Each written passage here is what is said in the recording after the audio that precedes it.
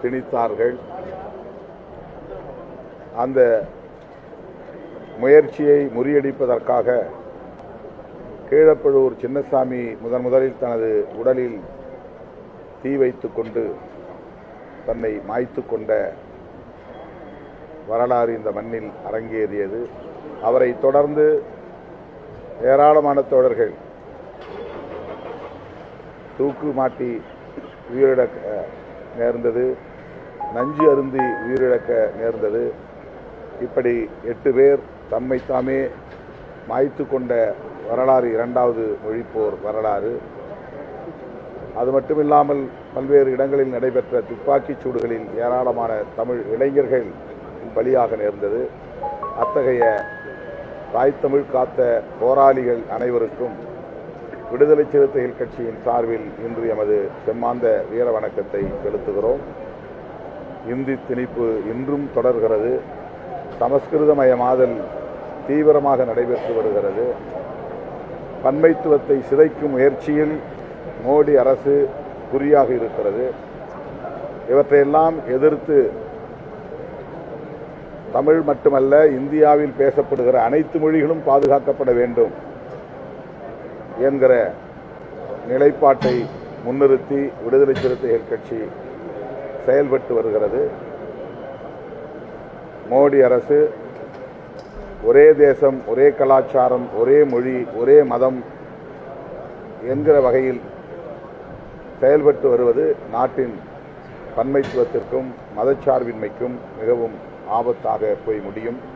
எனவே ஜனநாயக சக்திகள் தேசிய அளவில் ஒருங்கிணைந்து அவரவர் தாய்மொழிகளை பாதுகாக்கவும் அவரவர் கலாச்சாரங்களை பாதுகாக்கவும் ஐக்கியப்பட வேண்டிய தேவை இருக்கிறது என்பதை விடுதலை சிறுத்தைகள் கட்சி இந்நாளில் சுட்டிக்காட்ட விரும்புகிறது.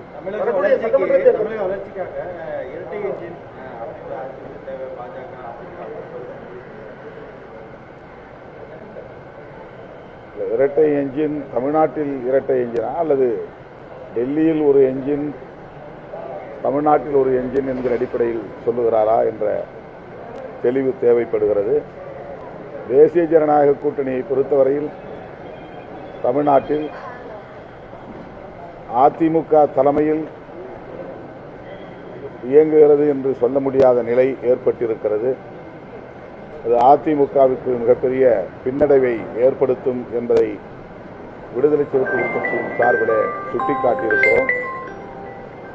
அண்மையிலே நடைபெற்ற பொதுக்கூட்ட நிகழ்வில் பேசிய மேனாள் முதலமைச்சர் எடப்பாடி பழனிசாமி அவர்கள் தமிழ்நாட்டில் பிரதமரின் ஆதரவோடு தேசிய ஜனநாயக கூட்டணியின் ஆட்சி மலரும் என்று பேசியிருக்கிறார்.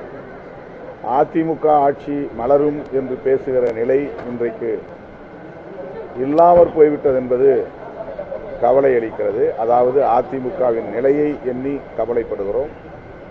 அதிமுக வெகு மக்களின் பேராதரவு பெற்ற ஒரு இயக்கம், தமிழ்நாட்டை ஆண்ட கட்சி.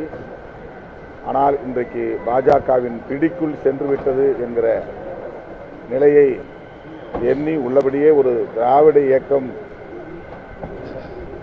இப்படி சனாதன சக்திகளின் பிடிக்குள் சிக்கிக் கொண்டது என்பதை எண்ணி வருந்துகிறோம். வரக்கூடிய சட்டமன்ற தேர்தலில் டாக்டர் ராமதாஸ் எந்த அணியில இணைய வேண்டும், அது தமிழ்நாட்டு மக்களுக்கு நலனுக்கு உதவியா இருக்கும் அப்படின்னு நீங்க ஆசைப்படுறீங்க? அந்த ஆர்வம் சொல்வதற்கு எனக்கு எந்த அவசியமும் அல்லது தேவையும் இல்லை. அது அவருடைய நிலைப்பாடு, அவருடைய கடமை, அவருடைய பொறுப்பு. அதில் விடுதலை சிறுத்தைகள் கட்சி கருத்து சொல்வதற்கு எதுவும் இல்லை. எங்களை பொறுத்தவரையில் நாங்கள் 2011 பொதுத் தேர்தலுக்கு பிறகு எடுத்த முடிவு, அதிமுக பாஜக ஆகிய 2 கட்சிகளுமே இருக்கிற அணியில் இடம்பெறுவதில்லை. அந்த 2 கட்சிகளும் சோசியல் இன்ஜினியரிங் என்கிற பெயரில் சாதியின் பெயராலும் மதத்தின் பெயராலும் வெறுப்பு அரசியலை முன்னெடுக்கக்கூடிய கட்சிகளாக இருக்கின்றன என்பதை நாங்கள் சுட்டிக்காட்டியிருக்கிறோம். அந்த நிலைப்பாட்டில் நாங்கள் உறுதியாக இருக்கிறோம். பாமக இன்றைக்கு ஒரு அணி மோடி தலைமையிலான கூட்டணியில் இடம்பெற்றிருக்கிறது. இன்னொரு அணியை திமுக கூட்டணியில் இணைத்துக் கொள்வது பற்றி திமுக தலைமைதான் முடிவெடுக்க வேண்டும். அதில் நாங்கள் எந்த முடிவும் எடுக்கக்கூடிய நிலை இல்லை. நாங்கள் ஏற்கனவே 14 ஆண்டுகளுக்கு முன்பே முடிவெடுத்து விட்டோம். இப்போதைக்கு முடிவெடுக்கும் நிலை எதுவும் இல்லை.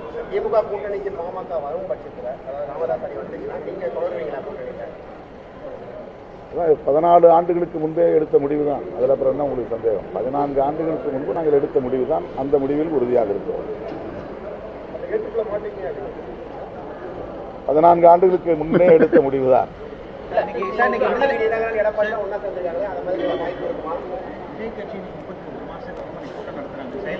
யார் யாரு?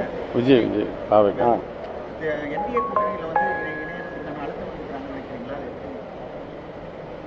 நான் யூகமா எதையும் சொல்ல முடியாது. விஜய் அவர்கள் பாஜகவோடு எந்த அளவுக்கு உறவாடுகிறார் என்பதை நாம் யூகித்து சொல்ல முடியாத ஒரு நிலை. ஆனால் பாஜக தலைமையிலான அரசையோ பாஜகவின் செயல்பாடுகளையோ அவர் கடுமையாக எங்கும் விமர்சித்ததில்லை. விமர்சிக்க வேண்டிய இடத்திலும் கூட விமர்சிக்கவில்லை. எங்கள் கொள்கை எதிரி என்கிற ஒற்றை சொற்றொடரோடு முடித்துக் கொள்கிறார். பாஜக எங்கள் கொள்கை எதிரி என்பதோடு அவர் முடித்துக் கொள்கிறார். ஆனால் அந்த கொள்கை என்ன, எந்த கொள்கையை அவர் எதிர்க்கிறார், ஏன் மற்ற நேரங்களில் அதை பற்றி விமர்சிப்பதில்லை என்ற கேள்விகள் ஏராளமாக எழுகின்றன. அவற்றுக்கெல்லாம் அவர் விடை சொல்லவில்லை. இந்த தேர்தலை பொறுத்தவரையில் அவர் தலைமையில் அவர் தனித்து ஒரு அணியை உருவாக்குவார் அல்லது தனித்து போட்டியிடுவார் என்றுதான் நான் யூகிக்கிறேன். பிரதமரும் பாஜகவினரும் நிறைய பணம் வந்து தமிழகத்துக்கு காங்கிரஸ் ஆட்சியை காட்டும் அப்படின்னு சொல்லிட்டே இருக்காங்க. இவங்க வந்து பணம் கிடைக்கலன்னு சொல்லிட்டு இருக்காங்க. இதுல எது உண்மை, என்ன மக்கள் புரிஞ்சுக்கணும்? அதாவது மத்திய அரசு திட்டங்களுக்கு அவர்கள் நிதி ஒதுக்கி இருக்கிறார்கள். மாநில அரசின் திட்டங்களுக்கு, மாநில அரசின் கோரிக்கைகளுக்கு ஏற்ப அவர்கள் நிதி ஒதுக்கவில்லை. கல்வி திட்டம் அது மத்திய அரசும் பங்களிக்க வேண்டிய ஒரு திட்டம். அந்த கல்வி திட்டத்திற்கு அவர்கள் நிதியை நிறுத்தி வைத்திருக்கிறார்கள். கேட்டால் நீங்கள் புதிய கல்விக் கொள்கையை நடைமுறைப்படுத்துவதாக ஒப்பந்தம் போட வேண்டும், அதில் கையெழுத்திட வேண்டும். அப்படி என்றால் நாங்கள் நிதியை தருகிறோம் என்று அந்த துறையை சார்ந்த அமைச்சர் வெளிப்படையாகவே பேசினார். அதுபோல பல துறைகளுக்கு வழங்க வேண்டிய நிதிகளை அவர்கள் ஸ்பான்சர் செய்ய வேண்டிய நிதிகளை அவர்கள் ஒதுக்கவில்லை. அதைத்தான் தமிழ்நாடு அரசு, தமிழ்நாடு முதல்வர் சுட்டிக்காட்டுகிறார். நாங்கள் ரயில்வே திட்டத்திற்கு நிதி ஒதுக்கீடு செய்திருக்கிறோம், எய்ம்ஸ் கட்டிடத்திற்கு நிதி ஒதுக்கீடு செய்திருக்கிறோம் என்று அவர் பொதுவாக யூனியன் கவர்மெண்ட், இந்திய ஒன்றிய அரசு நேரடியாக செய்கிற திட்டங்களுக்கான நிதியை பிரதமர் குறிப்பிட்டு பேசுகிறார். இது தமிழ்நாட்டு மக்களை குழப்புவதற்கான ஒரு முயற்சி. தமிழ்நாட்டை ஓரவஞ்சனையாக நடத்துகிறது பாஜக அரசு, மோடி அரசு என்பதுதான் உண்மை. அதை தமிழ்நாட்டு மக்கள் உணர்ந்திருக்கிறார். கமலஹாசன் வந்து இரட்டை இலக்கத்தில் தொகுதி கேட்கிறேன்னு சொல்லியிருக்காரு. நீங்க உங்க நிலைப்பாடு ஒற்றை இலக்கமா இரட்டை இலக்கமா? 3 இலக்கத்தில் கேட்க முடியாது என்பதனால் இரட்டை இலக்கம் கேட்கிறோம். தேர்தல் வாக்குறுதிகள் தமிழகத்தில் நிதி சுமை அதிகமாக இருக்க நேரத்தில் தொடர்ந்து தேர்தல் வாக்குறுதிகள் ஒவ்வொரு கட்சியும் வெளியிட்டிருக்காங்க. இப்போ அதிமுக கூட இந்த இலவச பேருந்து சொல்லியிருக்காங்க. இந்த வாக்குறுதிகளுக்கு இன்னைக்கு விஜய் தேர்தல் அறிக்கை வெளியிட போறான்னு சொல்றாங்க. அவங்கெல்லாம் முதலமைச்சர் வேட்பாளரை கொண்ட கட்சிகள். ஆகவே அவர்கள் சில வாக்குறுதிகளை முன்கூட்டியே தர வேண்டிய கட்டாயம் இருக்கிறது. எங்களை பொறுத்தவரையில் தமிழ்நாட்டின் நலன்கள் குறித்த எங்கள் பார்வை என்ன என்ற அடிப்படையில் தேர்தல் அறிக்கையை நாங்கள் வெளியிடுவோம்.